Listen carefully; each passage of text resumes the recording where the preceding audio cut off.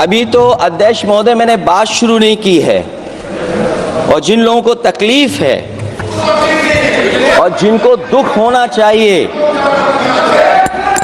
उनके बारे में मैं, हालांकि वो बाद में कहना चाहता था महाकुंभ के बारे में, लेकिन अध्यक्ष महोदय क्योंकि बहुत सारे माननीय सदस्य ये सुन नहीं सकते हैं, इसलिए मैं बात वहीं से शुरू करता हूं।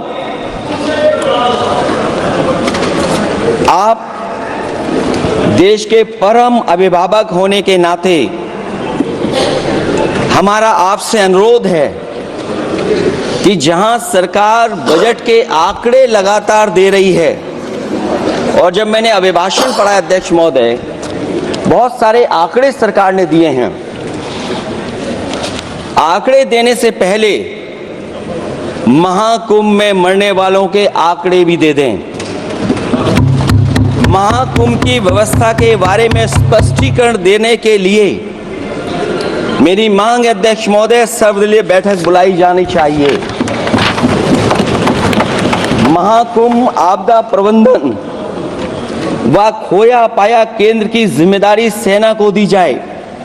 महाकुंभ हादसे के शिकार लोगों की मृत्यु, घायलों का इलाज, दवाइयों, डॉक्टर, भोजन पानी, परिवहन की उपलब्धता का आंकड़ा संसद में पेश किया जाए। महाकुंभ हादसे के लिए जिम्मेदार लोगों पर, महाकुंभ हादसे के लिए जिम्मेदार लोगों पर घोर दंडात्मक कार्रवाई हो। जिन्होंने सच पाया है उनको दंडित किया जाए। अध्यक्ष महोदय, हम डबल इंजन की सरकार से पूछते हैं, अगर अपराध बोध नहीं था तो आंकड़े दबाए, छिपाए और मिटाए क्यों गए हैं? सच छिपाना और मिटाना भी तो अपराध है। इसका दंड कौन भुगतेगा अध्यक्ष महोदय? जहां इंतजाम होना चाहिए था वहां प्रचार हो रहा था। एक धार्मिक समागम में डबल इंजन का राजनीतिक प्रचार अशोभनीय है, निंदनीय है। इतने बड़े हादसे के बाद कम से कम अब तो वो होर्डिंग उतरवा देना चाहिए। अध्यक्ष महोदय, महाकुंभ की जो तैयारी हुई, जो हम लोगों ने जाना वहां पर, महाकुंभ न केवल 144 साल के लिए ये कहा गया, बल्कि ये भी कहा गया कि पहली बार धरती पर इस तरह का डिजिटल और जो आधुनिक चीजें हैं, टेक्नोलॉजी, उसका इस्तेमाल कर करके महाकुंभ होने जा रहा है। सीसीटीवी, ड्रोन, लाइव स्ट्रीमिंग के आधार पर जिनका दावा था कि वो डिजिटल कुंभ करा रहे हैं, वो मृतकों की डिजिट नहीं दे पा रहे हैं। एक तरफ तो जो लोग डिजिटल डिजिटल डिजिटल अध्यक्ष महोदय कहने को थकते नहीं हैं, लेकिन जब कुंभ में इतना बड़ा हादसा हो गया है तो यही सरकार डिजिट नहीं दे पा रही है। हमारे अपने लोग मारे गए हैं, जिसमें परिवार का हर रिश्ता दिवंगत हुआ है। किसी की माता, किसी के पिता, किसी की बहू, किसी की बेटी, किसी का भाई बहन, चाचा चाची, बच्चों के आंकड़े तो अभी तक नदारद हैं। खोया पाया केंद्र ही लोगों को तो नहीं मिल रहा है, जो खोया पाया केंद्र था उसको भी लोग पा नहीं पा रहे, ढूंढ नहीं पा रहे। अध्यक्ष महोदय, कुंभ कोई पहली बार नहीं हो रहा है।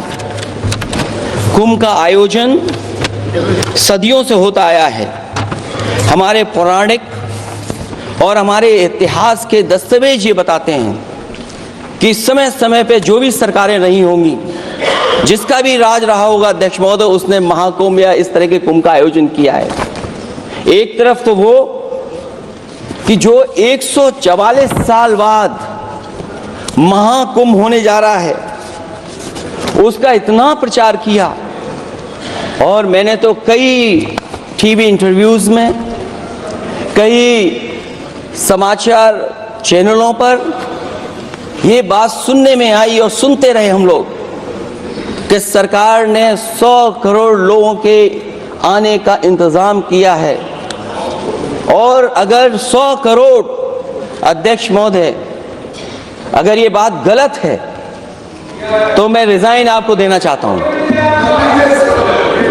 अगर अध्यक्ष महोदय, ये माननीय सदस्य लोग अगर ये नहीं सुन पा रहे हैं तो मैं इनको एक एक को, आप नहीं गए स्नान करने, आप स्नान करने नहीं गए, इसीलिए इस तरह की भाषा का इस्तेमाल कर रहे हैं। अध्यक्ष महोदय, ये कहा गया कि 144 वर्ष के बाद ये हो रहा है। जहां तक मेरी समझ और जानकारी कहती है, जो एस्ट्रोनॉमी और एस्ट्रो चीजों को समझते होंगे वो ये स्वीकार करते होंगे, जो भी कुंभ होता होगा वो 144 वर्ष के बाद ही होता होगा।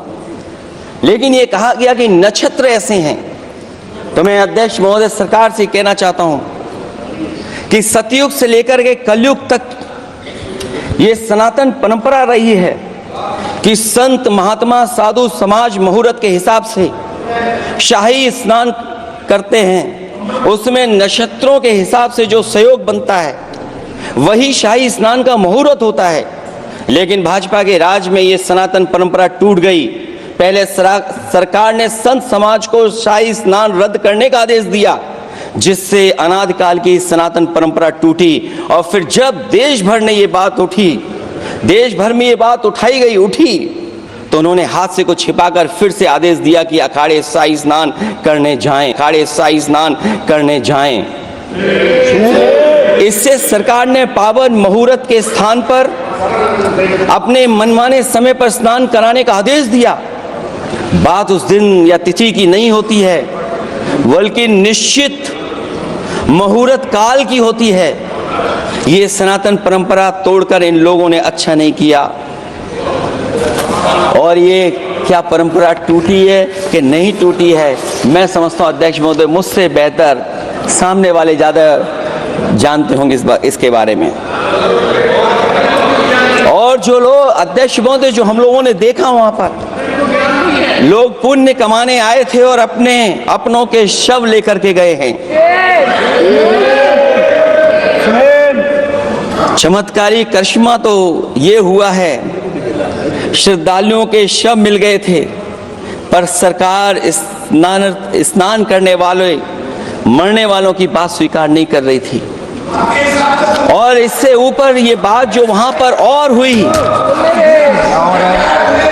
अध्यक्ष महोदय,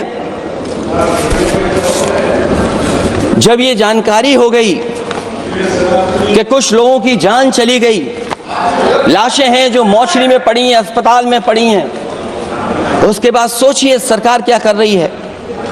अपने सरकारी हेलीकॉप्टर में फूल भर करके फूलों को डालने का काम किया। सोचिए ये हमारी कहाँ की सनातनी परंपरा है। मैं जानना चाहूंगा सदन के माध्यम से हमारे माननीय सदस्य बताएं कि जहां लाशें पड़ी रही हों, न जाने कितनी चप्पलें पड़ी थीं, न जाने कितने कपड़े पड़े थे, महिलाओं की साड़ियां थी, कपड़े थे, लेकिन उनको कैसे उठाया गया? उन सबको उठाया गया जेसीबी मशीन से, ट्रैक्टर की ट्रॉली से। उनसे उठा करके कहां फेंका कोई नहीं जानता, लेकिन जब उनको लगा कि वहां से बदबू आ रही है तो यही सरकार के लोग छिपाने लगे हैं। यही आपका महाकुंभ का आयोजन था।